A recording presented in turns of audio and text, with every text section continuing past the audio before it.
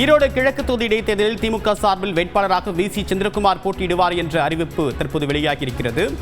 வி.சி. சந்திரகுமார் தேமுதிகவிலிருந்து திமுக பக்கம் வந்தவர். 2016 சட்டமன்ற தேர்தலின் போது கூட்டணி தொடர்பாக எழுந்த அதிருப்தியை தொடர்ந்து அவர் திமுகவில் இணைந்து கொண்டார்.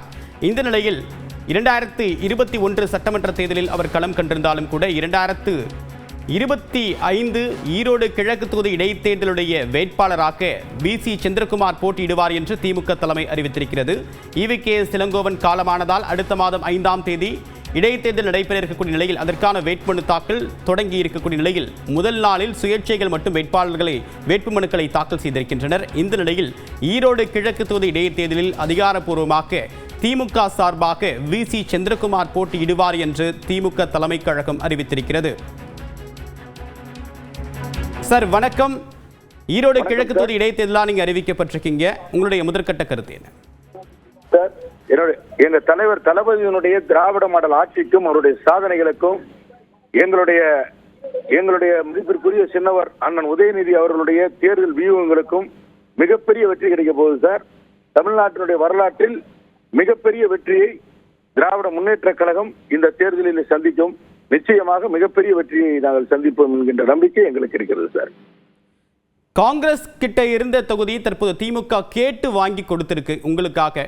அப்படி பார்க்கும்போது அதனுடைய முக்கியத்துவம் என்ன சார்? அப்படிலாம் இல்லை சார், எனக்காக நின்றதெல்லாம் இல்லை. திராவிட முன்னேற்ற கழகம் நிற்க வேண்டும் என்று தலைவர் தளபதி அவர்கள் விரும்பி இருக்கிறார். அவர் பல்வேறு அரசியல் சூழ்நிலைகள், பல்வேறு அரசியல் காரணங்களுக்காக தலைவர் அவர்கள் அந்த முடிவை எடுத்திருக்கலாம். அதனால இந்த திராவிட முன்னேற்ற கழகத்திற்காக ஒதுக்கப்பட்ட தொகுதியிலே நான் வேட்பாளராக நிறுத்தப்பட்டிருக்கிறேன் ஒழிய எனக்காக வாங்கப்பட்டது என்பதை கண்டிப்பாக அப்படியெல்லாம் இல்லை. தலைவர் தளபதி அவர்களும் அண்ணன் சின்னவர் உதயநிதி அண்ணன் அவர்களும் இணைந்து இந்த மிகப்பெரிய ஒரு முடிவை எடுத்து இந்த தொகுதியை திராவிட முன்னேற்ற கழகத்தில் திரும்ப பெற்றிருக்கிறார்கள். எனவே இது திராவிட முன்னேற்ற கழகத்திற்கு கிடைத்திருக்கின்ற ஒரு மாபெரும் வாய்ப்பு. அந்த வாய்ப்பை கண்டிப்பாக மிகப்பெரிய வெற்றிக்கான வாய்ப்பாக மாற்றி அடுத்து வருகின்ற 2026 சட்டமன்ற தேர்தலுக்கு இந்த தேர்தலுடைய முடிவு ஒரு முன்னோட்டமாக இருக்கும் என்பது மட்டும் நிச்சயமாக என்னால் சொல்ல முடியும். இந்த தேர்தல் இடைத்தேர்தலில் அதிமுகவும் பாஜகவும் வியூகங்களை வகுத்துட்டு இருக்காங்க. எந்த அளவுக்கு சவால் நிறைந்ததா இருக்கும்னு நினைக்கிறீங்க சார்? அதெல்லாம் அப்புறம் பேசலாம் சார், ஏன்னா நான் நிறைய கால் வந்துட்டு இருக்கு. நான் மறுபடியும் பேசுறேன் சார். நன்றி சார், நன்றி. திமுகவுடைய வெற்றி வாய்ப்பு எதன் அடிப்படையில் இருக்கும்னு நினைக்கிறீங்க? மகளிருக்கான உரிமை தொகையா, அரசு செயல்படுத்த நலத்திட்டங்களா, எதன் அடிப்படையில் இருக்கும்னு நினைக்கிறீங்க? ஒட்டுமொத்தமாக எங்களுடைய தலைவர் தளபதியினுடைய திராவிட மாடலான அரசினுடைய மிகப்பெரிய சாதனை திட்டங்களாக இருக்கின்ற புதுமை பெண் மகளிர் உரிமை தொகை, விடியல் பயணம், புதுமை பெண் திட்டம், இப்படி இன்னும் எண்ணற்ற திட்டங்களை பட்டியலிட்டுக் கொண்டே செல்லலாம். திராவிட முன்னேற்ற கழகத்துடைய தலைவர் தளபதியினுடைய மிகச்சிறந்த திட்டங்கள் தான் மிகப்பெரிய வெற்றியாக இருக்க போகிறது. இந்த தேர்தலினுடைய கதாநாயகனாக இருக்க போவது அந்த திட்டங்கள் தான். நன்றி சார். உங்களுடைய கருத்துக்களுக்கு மிக்க நன்றி திரு வி.சி. சந்திரகுமார்.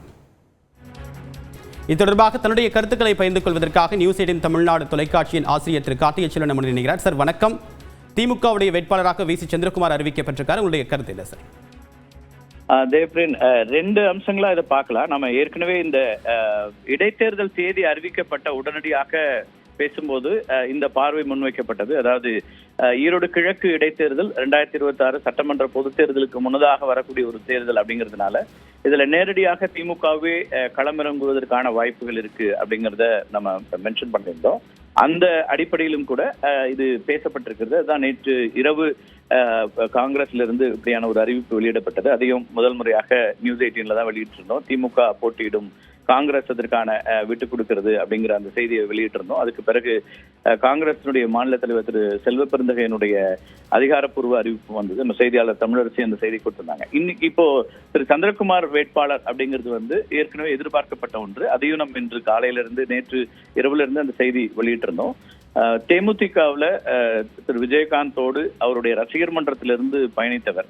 அதற்கு பிறகு 10 ஆண்டுகளுக்கு முன்னதாக திமுகவில் தங்களை இணைத்துக் கொண்டார்கள். 2016 தேர்தலுக்கு முன்னதாக அவங்க திமுகவுக்கு வந்தவர். அதுக்கப்புறம் அப்போது ஒரு கொறடாவா இருந்தார். தேமுதிகவுடைய கொறடாவாக சட்டமன்றத்தில் 2011 அதிமுகவோடு தேமுதிக கூட்டணியில் போட்டியிட்டு அப்போ சட்டமன்ற உறுப்பினராக வென்றவர்.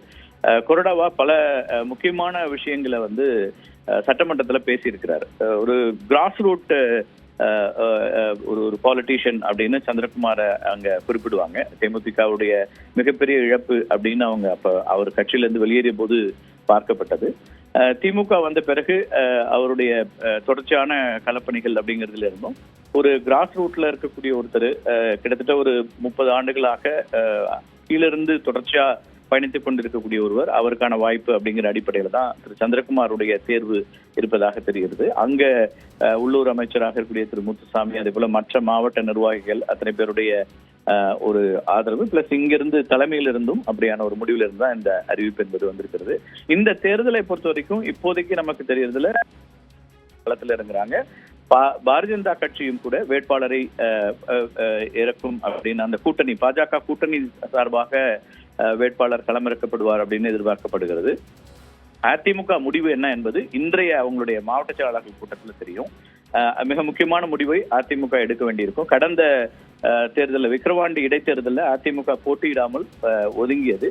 ஆனால் இந்த முறை என்ன முடிவு எடுக்க போறாங்க அப்படிங்கிறது ரொம்ப முக்கியமா இருக்கு. ஏன்னா கடந்த முறை பாட்டாளி மக்கள் கட்சியினுடைய வேட்பாளர் பாஜக கூட்டணியிலிருந்து விக்கிரவாண்டியினுடைய வேட்பாளராக இருந்தார். இந்த முறை பாஜக நேரடியாக களமிறங்கும் என்று எதிர்பார்க்கப்படக்கூடிய சூழல்ல அதிமுகவுடைய வியூகம் என்னவா இருக்க போகுதுங்கிறது ரொம்ப முக்கியமா இருக்கு. ஏன்னா அதிமுக எடுக்கக்கூடிய நிலைப்பாடு என்பது அவங்களுடைய அடுத்தடுத்த முக்கியமான தேர்தல் பொது தேர்தலுக்கு முந்தைய கூட்டணி வியூகம் உள்ளிட்ட அம்சங்களையும் சேர்த்தே கணக்கில் பார்க்கப்படும்.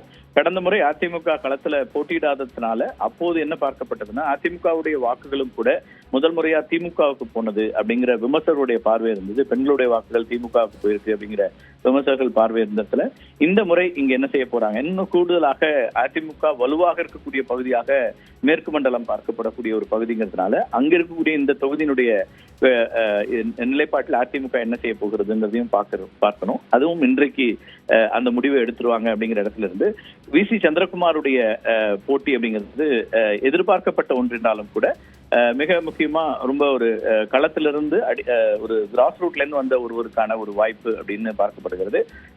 மீண்டும் இங்கேயும் வந்து இந்த கடந்த முறை எவ்வளவு வாக்கு வித்தியாசம் உள்ளிட்ட அம்சங்கள் எல்லாமே இதுல கணக்கில் எடுத்துக்கொள்ளப்படும். முக்கியமான ஒரு அறிவிப்புன்னு பார்க்கலாம். அவரே சொன்னது போல அவங்க கட்சி ரொம்ப திமுகவும் இதை ரொம்ப இந்த இடைத்தேர்தலை தீவிரமாக பார்க்கிறது அப்படிங்கிறதையும் இதுல பொருள் கொள்ள முடியும். ஏன்னா காங்கிரஸ்ல இருந்து அவங்க அதை கேட்டு பெற்றிருக்கிறார்கள் தொகுதியை. அந்த அடிப்படையிலே இது ஒரு முக்கியமான ஒரு இடைத்தேர்தலாக மாறுது. செய்வாங்க. உங்களுடைய கருத்துக்களுக்கு மிக்க நன்றி திரு கார்த்திகேயன்.